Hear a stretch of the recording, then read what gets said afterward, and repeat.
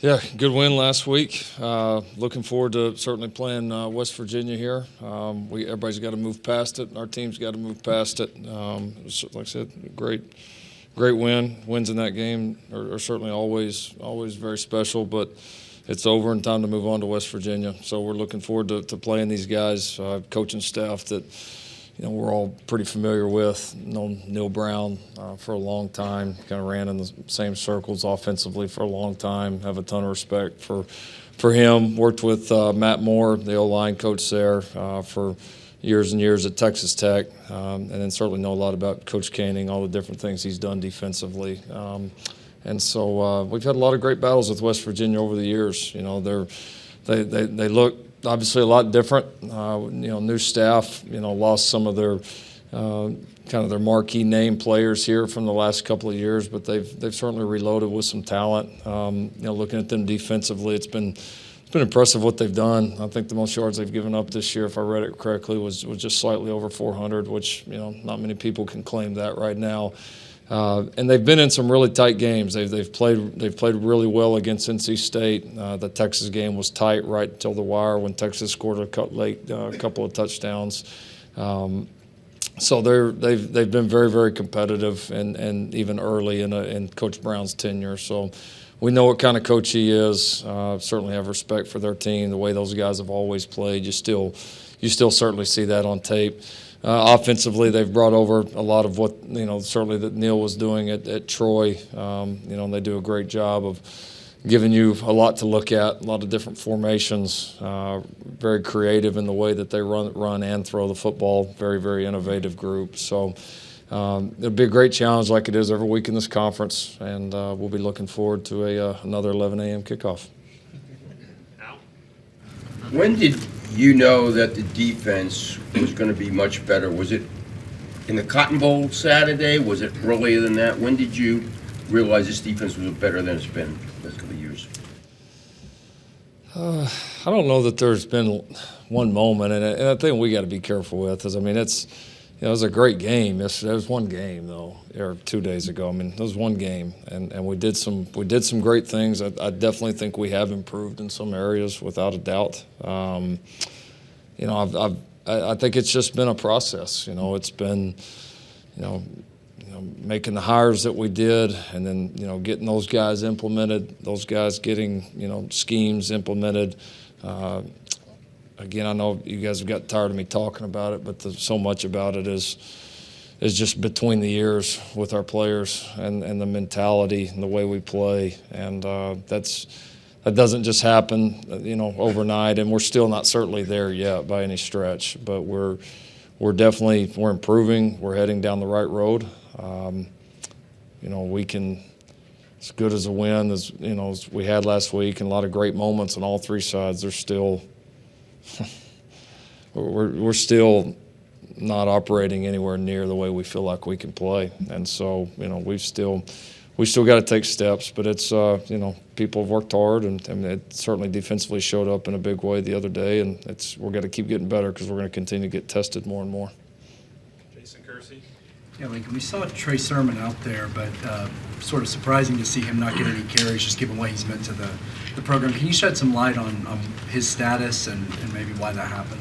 Yeah, just some of it was the way the game went. He played, I think, the second most snaps of any running back that we had. We just kind of how it went, Jalen's eating up some of the carries from those backs this year. You kind of you never know if you're going to be an explosive group offensively, and we've had just kind of throughout the season we've just once again just hadn't had many plays, most of it for good reasons, and so yeah, and then it's a competitive backfield right now. It's probably we've had other very talented backfields, in the last several years here, but I don't know that we've had one with as much depth as we currently have right now. And getting TJ Pledger back was great. That was a little bit earlier than we anticipated. So having him back the last few weeks has been great. Obviously the emergence of Ramondre has been a factor. Kennedy's still a very good player with a lot of great experience. Trey's still a very good player with a lot of great experience. So we've got 4 guys back there we're pretty excited about handing the ball to, and then our quarterback's a pretty good runner too. So some of it's numbers, some of it's play number, and then honestly the other day it wasn't really schemed up like that. It just kind of happened. The times he was in there, the ball just didn't find him. But again, that happens. I mean, what CD have like 2 touches the week before? I mean, it happens, and when you've got other good players, and so he'll have his big moments for us. But Trey is healthy. Trey's fine. Yeah, like I said, he played second most snaps of any back. Craig Bailey. You talk a little bit about Jalen. When we look at it, he has almost 30 more carries than anyone else on the team. Going into the season, did you anticipate him having 70-plus snaps at the midpoint of the year? I didn't know what to anticipate. I mean, I knew there would be a few things designed, and then you just never know how it's going to play out. With the new offensive line, with the new quarterback, as far as how the scrambles are going to go, and just the majority of. Seems like the majority of scrambles situations we've gotten into, people have really emphasized coverage, and they've stayed down on receivers, and we hadn't had as many big throws off the scrambles. We've had a few, but he's just had a lot of room to run. I mean, just simply, and so and he's made pretty good plays within that. So, yeah, it's a little different from what we've had, but I mean that every year is. You do what you got to do. Tyler Palmatier. Lincoln, what are some of the specific takeaways that you took from Jalen's turnovers and that one near turnover in the red zone? He's got a better ball security on the first one. Didn't get the second hand there in traffic. And he had two poor decisions in the throw game. One that cost us. Probably shouldn't have been a turnover. We had a receiver in the wrong spot, and that was actually his defender that ended up picking it off. But it was not a good decision. I mean, it was bad on a couple different parts. So that was probably just trying to do a little too much, honestly, on that one. And I would say the same on the other. So your bad decisions can't be turnovers. They got to be incomplete passes. So he knows he's got to be better there. And kind of in that same vein, did you see his play where he switched the ball around his back with his hands, and what did you think about that? At the time, I wasn't very happy. I told him after the game, I said some really not nice things about him while that ball was behind him, but he rallied it. I think it was just kind of instinct, and that the guy got up on him quick, and it honestly probably saved him fumbling it, as crazy as it sounds. I mean, he ended up making a great play, but not something we want to see a whole lot of in the future. Is that the football equivalent of, like in basketball, don't go behind your back unless you make it work? Like at the time you're mad at him, but if he makes it work, you're like, the guy just made a play? I mean, I'm happy he made the play, but, that's percentage-wise, we're not playing the percentages there, so we got to do a little better. I was going to ask you, Lincoln, about Roy Manning, guy who I think introduced himself as much as anything with his hype videos on social media as you guys were getting into camp and everything like that. People, I think, latched on to his mentality, and I know that's big for you in terms of what's different about your defense. But can you tell me what else he has brought to you guys from a coaching standpoint, and how much he's meant to the corners and their play? Yeah, he's done a nice job with those guys. It's been that group probably is more than any group, defensively needed an overhaul, and we've done it there with limited bodies a little bit, and he's done a good job, trying to get the most out of those kids, and I think they've responded. That group's responded. A lot of those guys are playing the best that they've played for us in a sustained period, and he brought a lot. I mean, I think the experience with not only Coach Grinch's system, but also he already came in knowing the mentality we wanted to instill in these guys. It's not like we had to teach it to a new coach and then he'd teach it to his players. It's as much about the mentality he's instilled and helped instill as it is the scheme and the fundamentals and all of that. So he's done a good job holding those guys accountable, and brings a consistent energy and passion for it day in and day out, and certainly has a great feel for what we're doing. Ryan Abrams. Lincoln, forcing turnovers with such a point of emphasis once Alex got here in the offseason.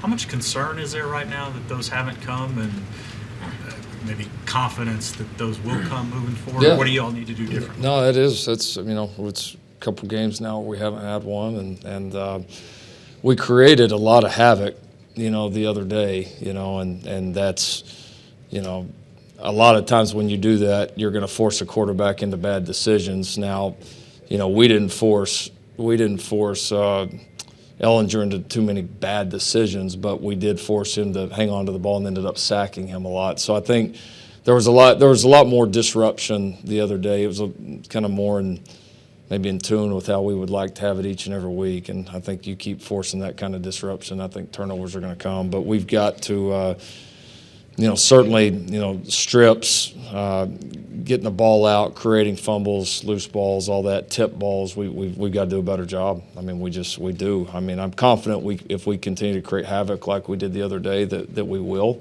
But at the end of the day, you either do it or you don't, and we got to get more. Brandon Drum.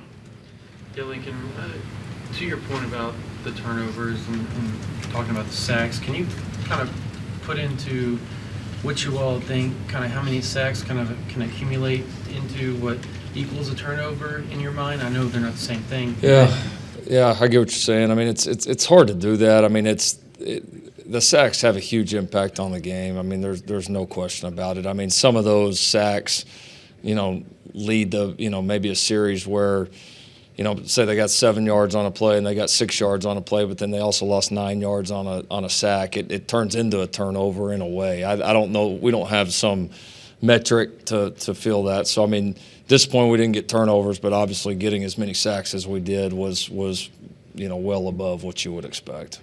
And to follow up, can you kind of quantify just how far this defensive front's come since Grinch has showed up? Because just the pressure that they've just, I guess, done since the start of the season it seems like it's gone up each and every week. Yeah, it's been a good combination. I mean, we've got some old guys that have really bought into what we're doing. We have some young, exciting players that are continuing to make plays in games and get better themselves, and then combining that with a new scheme that makes these guys, lets them play very aggressively, and we do. And so it's been a lot of fun to see. Our players have enjoyed it. I mean, I know our recruits have enjoyed it. And every D lineman in the world likes to have a chance to make plays, and our guys are getting a lot of chances, and they're taking advantage of them.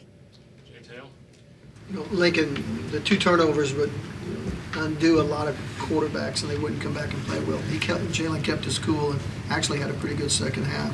Talk about his poise, and did that impress you a little bit, how he kept everything together? Yeah, he did a good job with it. I mean, like I would have expected, but he did. His poise was outstanding. He knew he gave away a couple opportunities, but he also knew at the same time that we were playing well, and so did a good job kind of hanging there, staying focused, trusting the guys, and then like you said, he played extremely well the second half.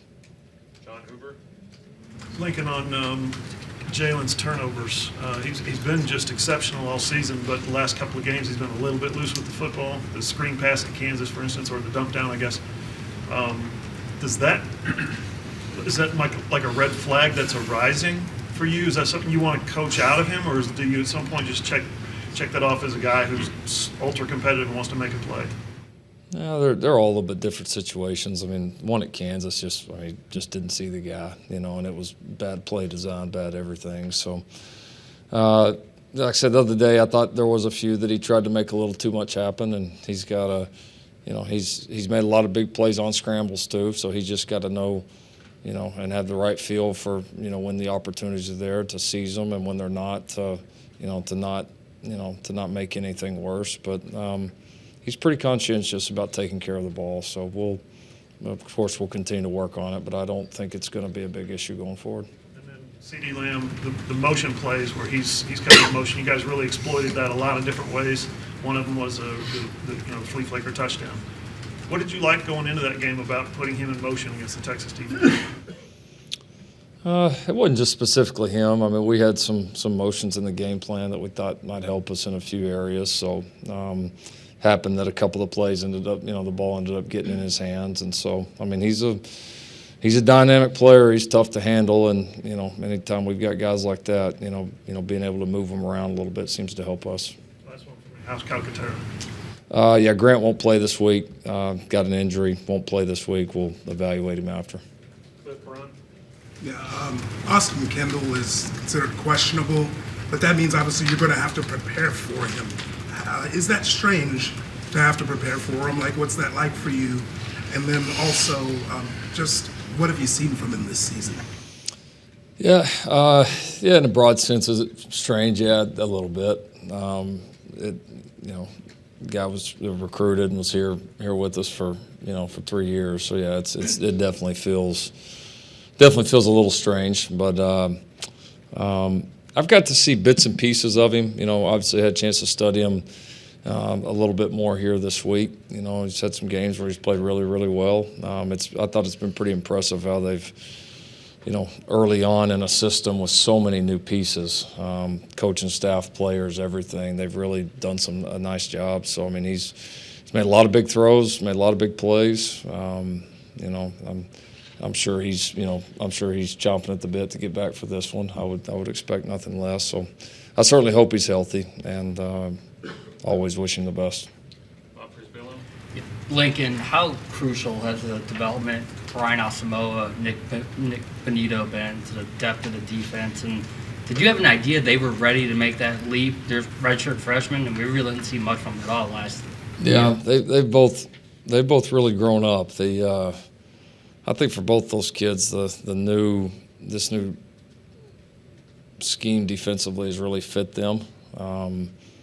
Just places a premium on athleticism and guys that can fly around, and those, that's their two strengths as players. And so, for them, it's been about becoming more consistent, and they've done that. And as they get more consistent, they've had a chance to earn more reps. But they seem, when they're in the game, they always seem to make a couple of big plays. And so you love that for young guys, they are not hesitant to get in there and pull the trigger when there are opportunities there. And some guys are in the beginning. They're trying to be so perfect that they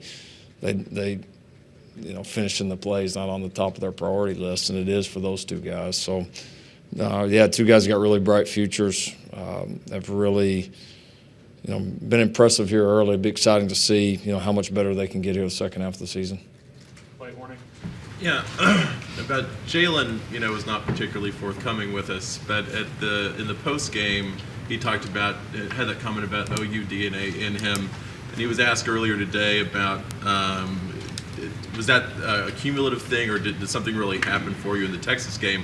So my question to you is, do you know, in the lead up and the aftermath of the Texas game, is he a slightly different guy on this team, having sort of experienced that? Maybe it's a rite of passage, and is he feeling, like he's been here a lot longer than maybe he has? Well, I mean, I think as you go throughout the season, whether you're a coach or a player or a leader on a team, you continue to learn more and more about the guys you're going to battle with. And, each situation presents new challenges and new opportunities to learn. So I think he learned more about probably his teammates and kind of in that type of game, and the different responses as the momentum swung back and forth, and so I think there was definitely some positives there. I don't know any other part of it. I don't know if I'd say rite of passage, but I mean you do. I think you feel the impact of what OU means, but you probably don't feel it a whole lot more than certainly on that weekend. So I don't know, maybe not. Probably a little too big picture. I mean, I think he's excited about where this team's headed and excited about where he's headed, and saw some positive steps the other day. Coach, you've got a road game, 11 a.m. kickoff, team you're favored to handle, and you're coming off a big Texas win. There historically has been a Texas hangover occasionally. Just wondering emotionally how big a challenge that will be and how you'll go about it with your team. Yeah, I mean,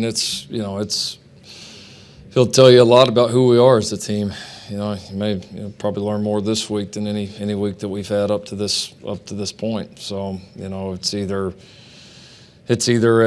we've just did it one game just because we were playing Texas, or are we really trying to make a difference here for the rest of the season? Because we did some things from a preparation standpoint, just overall collectively as a team, that was better than we've done all year. And if we do that, we'll keep making the improvements that we need to make. And so that'll be our challenge. They're going to get coached hard this week. We need to continue to improve. Again, despite probably what the outside world wants to say, there's a million things that have to get fixed quickly here in the second half of the season. So, there's still got to be a big sense of urgency there. So, that's going to tell you a lot about this team. The coaches, leaders, everybody on the team's going to have to step up and get it done. Terry Murdoch. Lincoln, Jalen was asked what he thought about the message that Mike McPhee delivered to them at the coin toss. We all heard it because it was over the microphone. I'm just curious how you felt about that situation, because I think a lot of people felt it was strange that he would address the teams that way over a microphone. I thought it was fine. They've always done a great job. That crew's always been excellent. He told us, before the game, they were going to really try to nip anything in the bud early so the game could be about the game and not have a lot of antics, which I was all for. We both hit the punt, of course, right at the same time. We're going to have to get with Texas next time and schedule our warm-ups a little differently. But, so both groups end up rushing together. What do you think is going to happen? Just kind of one of those things that happened a little bit. They made the decision to give everybody a personal foul, which I was fine with. And, he doesn't get a chance really to talk to the other teams or really even the other coaches after that. I never talked to official. The other coaches had to tell me when we got back in the locker room what they announced. And so we talked to the team before we went out and told them the scenario, but I had no issue with it. He's, taking control of the game and making sure it doesn't get out of hand, and it didn't. It worked. It was a pretty clean, hard-fought game. So, I think it's a lot of people making a big deal about nothing. The guy's job is to control the game, and I thought he did a pretty darn good job of it. Rick Heath. Yeah, Coach Neville was talking earlier before about how the moment was not too big for the youngsters on that defensive line. Talk about the defensive line and how well they responded. Yeah, I thought they kind of followed the leaders there a little bit. Our older guys kind of set the tone there early, and then they jumped in there and trusted it. And you got to in your first game like that, because you can't simulate that type of atmosphere. And what it feels like to play in that game, you can't do it. And so I think our young guys were led well by our older players, and then they did a good job of going in there and trusting the scheme and playing fast and not playing hesitant. And so it's good to see a lot of young guys making plays in that game that'll get to play in several more of them. Barry Trammell. Yeah, Lincoln, you won Saturday for some of the same reason you lost last year, which is the losing team didn't tackle some big receivers very well. CD was great in the open field. Last year, you guys had a lot of trouble with Humphrey and Johnson. How much of that is just physicality in your secondaries, and how much of that is just great players making plays? It's probably always somewhere in the middle. There's been a lot of good receivers on that field the last few years that are difficult for anybody to tackle. I think for us, it's been, I think, combination. I think our mentality is better defensively, which I think is a big part. And then I think, our guys are very confident and aggressive in our scheme right now. And when you have that, there's going to be less hesitation. There's going to be, guys in position to make more plays. People not running wide open. So you simply are in position to make those plays more. And then I still think too, it's, we've given a lot of players opportunities here in the first half of the season, and have played a bunch of guys. We hadn't looked at all what players have done in the past. It's been a week-to-week deal, and I think every player on that defense knows right now that if they don't perform or they don't get somebody on the ground, somebody else is going to be in there trying it. And so that's just the way it is. I believe you were asked at Big 12 Media Days what it'd be like if you envisioned this way if you have defense here at Oklahoma. Saturday, kind of what you envisioned, what your defense was going to look like? It's so big picture. I mean, it's one game, you know. I mean, I'm very excited about the progress. I mean, no doubt about it. But I mean, guys, we're so far away from playing how good that we think we can play. I mean, it's just, I don't want to be a downer. I mean, there's a lot of huge positives, no question about it. And I think we're on track, and I think that's probably the best way to describe it. We are on track. We are not by any means there.